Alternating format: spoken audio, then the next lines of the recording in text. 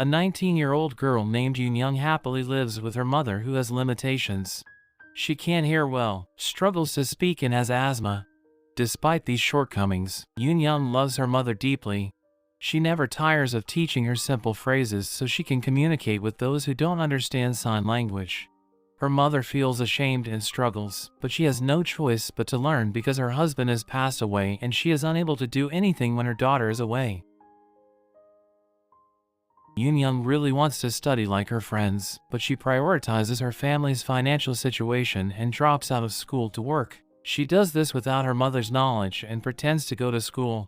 Yoon's friends believe she is smart enough to take and pass the civil servant exam, and in support, they give her study materials so she can continue to pursue her dream. Yoon's mother works at a small clothing factory where several women and a kind-hearted man are employed. Even when her mother is injured, he quickly takes her to the hospital for treatment. Yoon is grateful and trusts him with her mother's safety. One day, her mother saw photos of her daughter on her phone, and the man praised Yoon, saying she is as beautiful as her mother. Laughing, he jokingly asked her mother to marry her daughter to him, before uttering inappropriate words. Her mother slapped him in anger. She couldn't see it as a joke while her daughter was being verbally abused. It turned out that this disgusting man has been secretly in love with Yoon, and all of his wickedness was hidden behind his innocent appearance. One night, when the man could no longer resist his urges, Yoon became the victim. Her dignity was immediately shattered, her future destroyed, and she would never be able to forget the nightmare. As Yoon lay weak, her mother frantically searched for her. The perpetrator threatened Yoon with the safety of her mother and demanded her to stay quiet. When the perpetrator revealed that he would do the same to her mother, Yoon rose up with boiling anger. She grabbed a rock and attacked the perpetrator when he was distracted, until he was dead. For her actions, Yoon was charged with murder, even though she was a victim in the tragedy.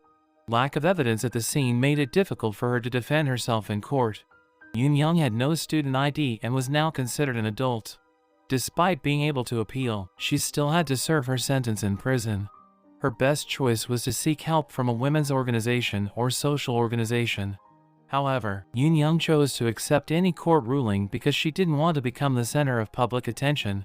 The fact that she had killed someone made her afraid that she would not be accepted by society again. In the end, the judge gave the final verdict on the trial day that she must serve a 5-year prison sentence.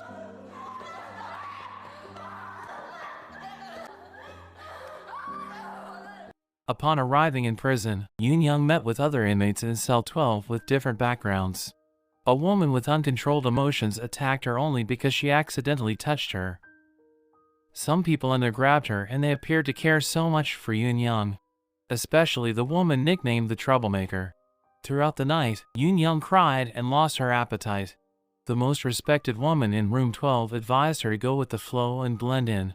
Maintaining health is a necessity for those who have to work every day. The woman with the red inmate number was Sung Jae, a former teacher who was sentenced to death at the end of her sentence. When Yoon asked what job would pay her well, a woman named Woo, who was wearing a pink shirt, explained that Yoon was a new inmate and would not be paid much for any job.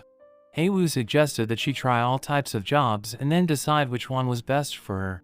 Woo used to be a con artist, but now she was a model prisoner with good behavior.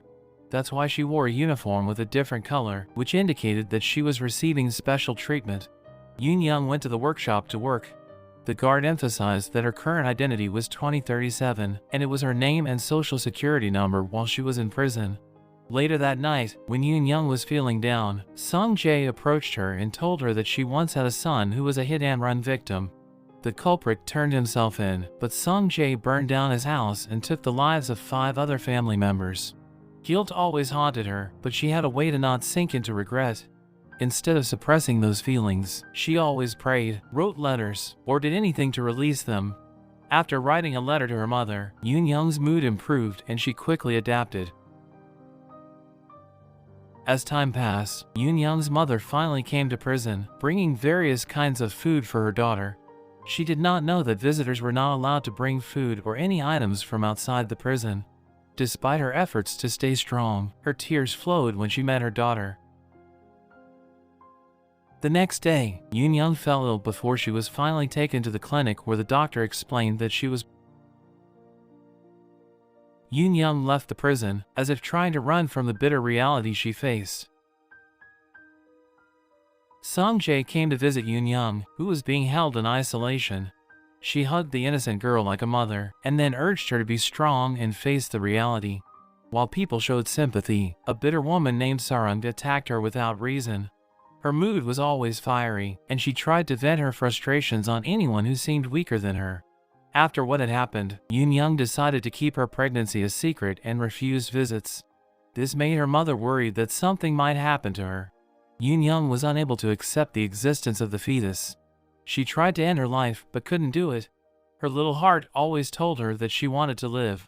But the prison conditions always made her fear, especially with the presence of other dangerous individuals. Sung Jae advised Yoon Young to seek help from the press or a civilian group instead of continuing to suffer. She hoped that this would get public opinion on her side and alleviate her time in detention. Yoon Young explained that she would rather be in prison for 5 years than have to live with the shame and hiding from the world forever. Some people might sympathize with her, but they would also know that she is a murderer who has a baby. Yoon Young could not bear the thought of her weak mother finding out about her suffering. "A mother is stronger than I thought," said Sung Jae. Despite Sung Jae's persuasion, Yoon Young continued to refuse until her mother made it clear that a normal life was better than receiving pity from everyone. Yoon Young's only hope was a retrial, and she hoped there would be a jury that understood her situation. The police took action and lightened Yoon Young's workload, sending her to a more peaceful and closer location to medical facilities. Yoon Young wrote a letter to her mother and asked her to wait for about a year. She wanted to hide the existence of her baby until the trial was held. As time passed, Yoon Young's abdominal pain became increasingly frequent. The doctor explained that she had been pregnant for 6 months, but the fetus was still small because of the rejection from the mother. While Yoon Young was indifferent to the fetus, the people in room 12 were very worried about her. They believed that she was an innocent person. The bod was very excited. She had long lost her uterus after becoming a night woman and being arrested by the police. Giving birth to a child became one of her unattainable dreams. Meanwhile, Sarung received the news that the father she hated had died. The fact that he was a murderer did not hide the fact that he also had a heart. Her tears fell after she found out that her father died alone without anyone by his side. Yoon Young was a little uncertain about her feelings when she learned of the news. The retrial was finally held in private. Yoon Young gave her final statement that she was a victim, but she did not ask anyone to believe her and would comply with any decision made by the judge because she was aware that she had taken someone's life. She was ready to be imprisoned and return with her mother, and would consider her time in detention as a dream that passed as if nothing had happened. However, the current prison conditions made her fear and heavy to face. In the end, the judge still found Yoon Young guilty, but there were enough reasons to consider the situation and her sentence was reduced to 1 year in prison. Yoon Young's belly continues to grow larger over time and she appears to be accepting this change. Another change is shown by Sarung, who is beginning to control her anger. Yoon Young seems to be doing well, but she's secretly piling headache medicine. Sung Jae heard that Yoon Young wants to be a civil servant and there is still hope for her to achieve it. 5 years after being released, a former prisoner is allowed to take the government employee exam. Meanwhile, Yoon Young goes about her days as usual. Other prisoners from room 12 prepare something to welcome the arrival of their baby. They steal fabric to make clothes for the baby, make gloves and shoes, and prepare a name for her. They do this because Yoon Young seems unable to accept the existence of her baby.